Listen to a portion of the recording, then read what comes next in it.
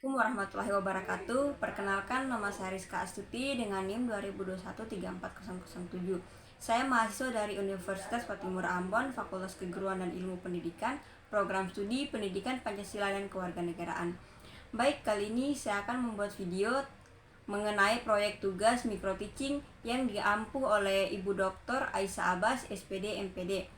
Jadi dalam video ini saya akan membahas mengenai rancangan pembuatan RPP dengan model pembelajaran berbasis masalah atau project based learning dengan materi tentang kedudukan Pancasila sebagai ideologi terbuka. Nah, jadi untuk satuan pendidikannya adalah SMA kelas 11 semester 1 dengan alokasi waktu 90 menit untuk 2 kali pertemuan. Kemudian kita masuk ke poin pertama, yaitu kompetensi dasar, di mana kompetensi dasarnya yaitu yang pertama mendeskripsikan Pancasila sebagai ideologi terbuka. Lanjut masuk pada indikator pencapaian. Yang pertama mendeskripsikan Pancasila sebagai ideologi terbuka.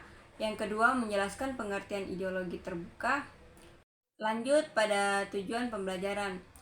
Setelah selesai proses pembelajaran, siswa diharapkan dapat yang pertama, siswa dapat mendeskripsikan Pancasila sebagai ideologi terbuka. Yang kedua, siswa dapat menampilkan sikap positif terhadap Pancasila sebagai ideologi terbuka. Nah, jadi tujuan pembelajaran tersebut akan menjadi acuan pembelajaran nantinya saat proses belajar mengajar. Yang keempat, materi pembelajaran. Nah, jadi materi pembelajaran ini terdapat dua poin. Yang pertama, apa yang dimaksud dengan ideologi terbuka, dan yang kedua, bagaimana kedudukan Pancasila sebagai ideologi terbuka. Jadi pada materi pembelajaran tersebut saya telah membuat RPP dan nantinya saya akan menjelaskan ke siswa dalam bentuk PPT. Yang kelima, pendekatan, model, dan metode pembelajaran. Yang pertama, pendekatan yang saya gunakan itu saintifik. Yang kedua, model yang saya gunakan adalah berbasis masalah, dan yang ketiga, metode yang saya gunakan adalah diskusi, tanya jawab, dan penugasan dan ceramah. Lanjut, media pembelajaran. Jadi media pembelajaran tersebut yang saya gunakan itu ada laptop, PowerPoint, video, internet, paket modul, dan LKS. Kedua, alat bahan itu Infocus, papan tulis, buku paket. Yang ketiga, sumber belajar yang saya gunakan itu buku guru, buku siswa kelas 2 kelas 11 tentang Pancasila sebagai ideologi terbuka. Kemudian selanjutnya saya akan menjelaskan langkah-langkah kegiatan pembelajaran, yang dimana dalam langkah-langkah pembelajaran ini mempunyai 3 komponen.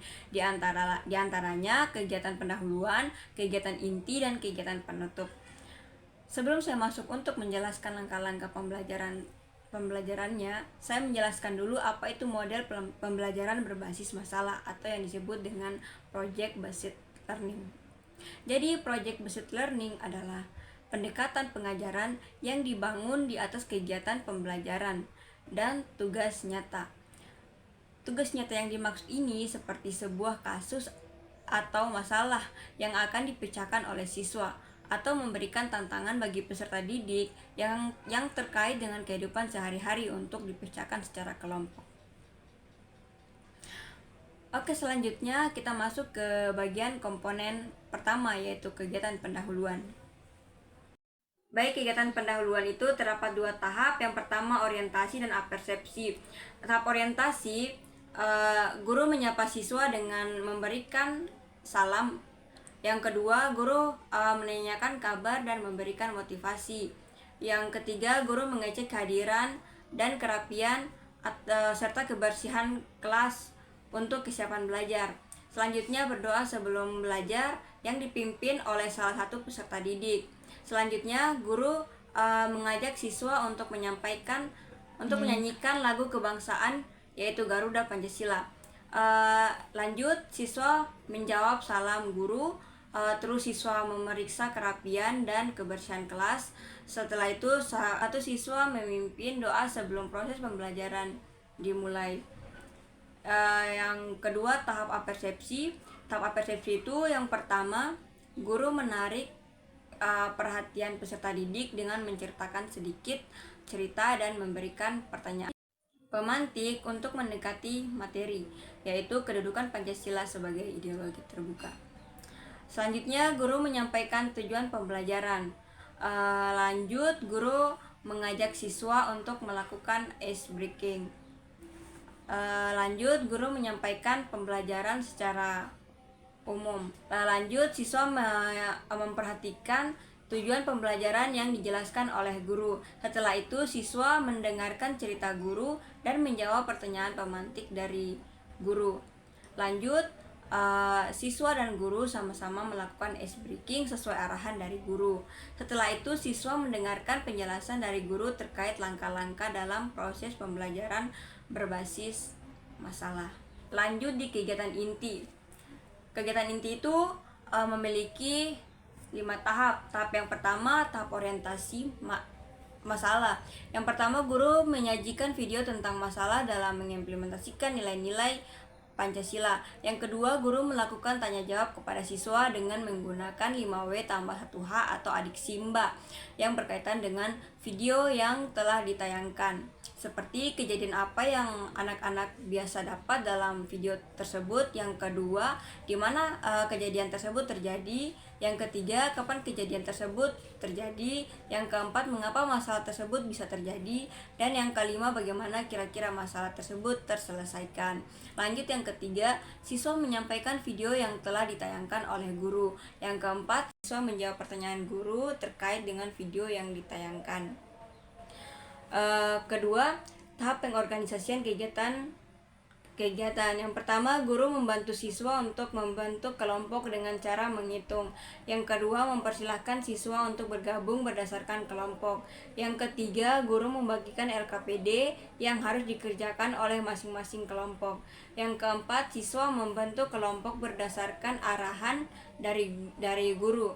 Yang kelima, siswa mengerjakan LKPD yang diberikan oleh guru berdasarkan kelompok. Lanjut yang ketiga, tahap membimbing penyelidikan diskusi. Baik yang pertama, guru membimbing siswa untuk menyelesaikan LKPD. Yang kedua, guru menjawab pertanyaan dari siswa jika LKPD kurang dimengerti. Yang keempat, siswa memberikan pertanyaan terkait LKPD dari guru jika kurang dimengerti. Yang kelima, siswa menemukan informasi terkait LKPD yang diberikan oleh guru. Seperti siswa melakukan pengamatan dalam lingkungan, mencari referensi di Google, terus melakukan wawancara dan masih banyak lagi. Yang keempat, guru menyajikan hasil diskusi kelompok. Yang pertama, guru akan mempersilahkan kepada setiap kelompok untuk mempresentasikan hasil kelompok. Yang kedua, siswa mempresentasikan LKPD yang telah dikerjakan berdasarkan kelompok masing-masing. Dan yang ketiga, siswa melakukan sesi tanya jawab. Lanjut yang kelima, tahap penyajian dan evaluasi. Yang pertama itu ada guru memberikan apresiasi terhadap masing-masing kelompok yang telah melakukan presentasi. Yang kedua, menanyakan kelompok mana yang hasil presentasinya menarik dan disertai dengan alasan. Yang ketiga, guru menjelaskan kembali terkait ulasan materi. Yang kelima, siswa menjawab pertanyaan guru terkait kelompok yang menarik. Lanjut, siswa mendengarkan dan menyimak penjelasan dari guru. Yang terakhir itu ada kegiatan penutup. Kegiatan penutup itu yang pertama, siswa dan guru sama-sama menyimpulkan materi. Yang kedua, guru memberikan tugas yang akan dikerjakan di rumah. Baik, sekian dari materi saya. Jika ada kesalahan kata, maka mohon maaf. Billahi taufiq wal hidayah. Wassalamualaikum warahmatullahi wabarakatuh.